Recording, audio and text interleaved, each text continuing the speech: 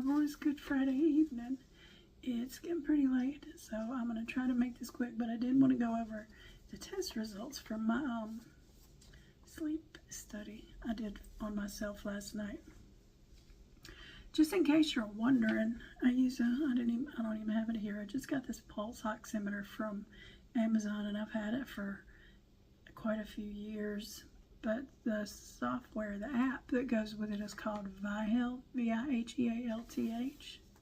If this is something that you're interested in doing. And what I found was, not that surprising. I mean, yeah, I guess I was surprised. Spoiler alert, I think it's probably sleep apnea related. And that does surprise me because I didn't think that's what it was. I've been using my CPAP machine and it's not been giving me any indication that I've been having like really surprising hypopneas like this. But again, it doesn't tell me a whole lot. But I will share with you the results of my graphs.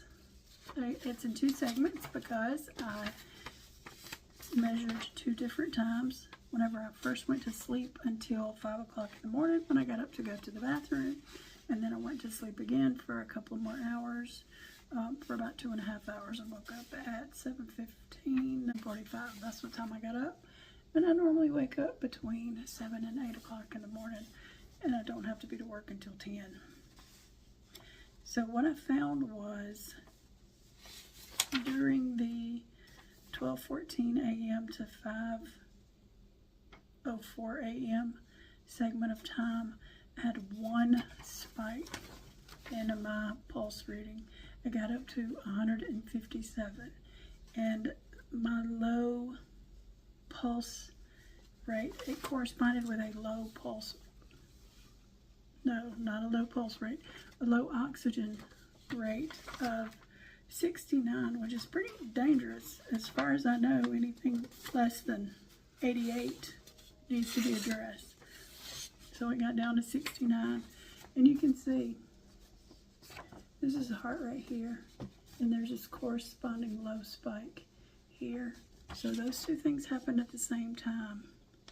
And this space makes it look like that lasted for about 3 minutes. It was really high.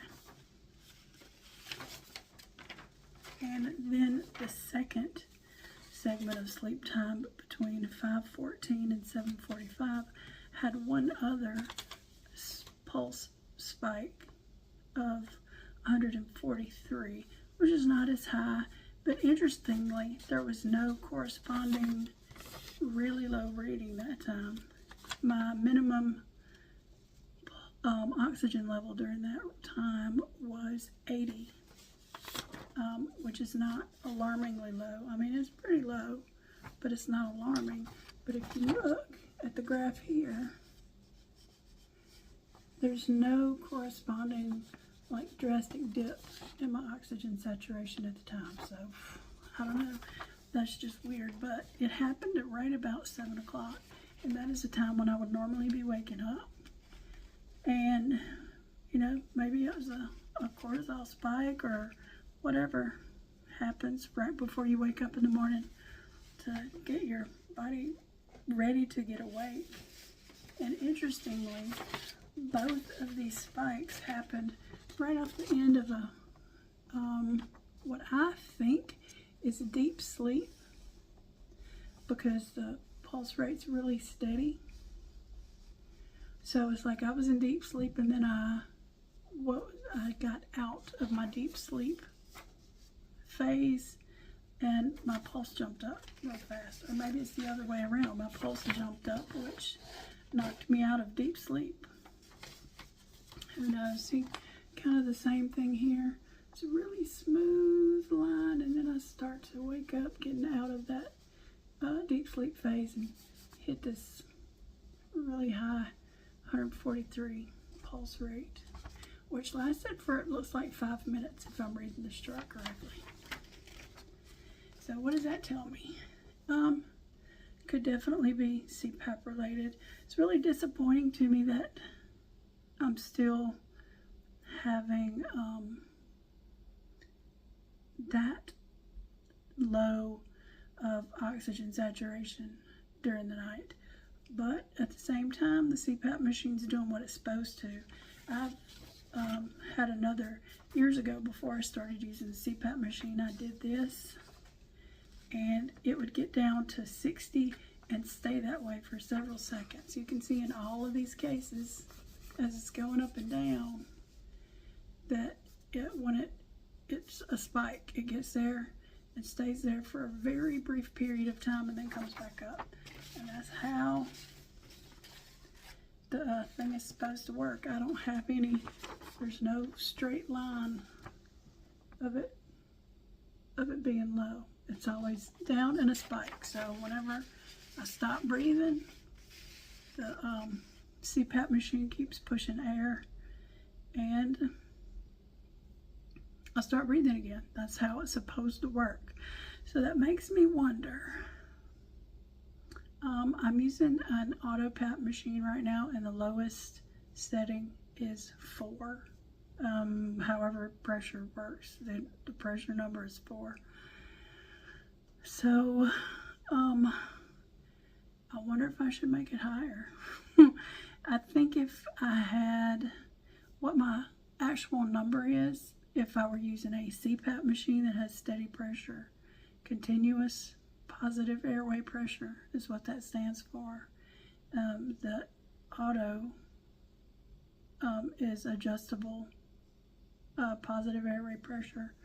So my number that I was measured for for continuous pressure was 14, which is considerably higher than 4. So maybe I should, bump it up.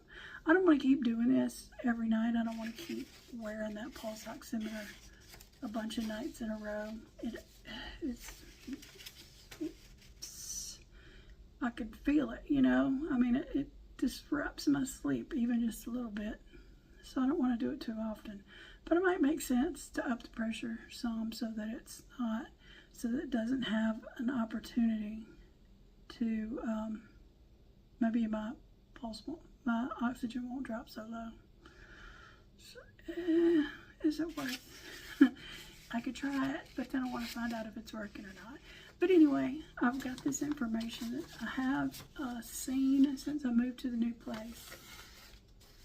I saw a sleep specialist, and the best thing about CPAP therapy is it's not any medication they're going to try to give you. Not that I'm aware of anyway. And I can give this to her and see if she has a recommendation about it.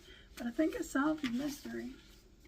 I mean, it may still be happening that I'm getting cortisol spikes, but I'm also having very low oxygen, which is not good. But anyway, again, I'm getting exhausted. It's 10:34 now, and us old folks have got to get into bed. And I probably will make another video tomorrow because it's grocery day, and I'm planning on going to Wing Dixie. Anyway, I hope you have a good evening, and I'll see you in the next one.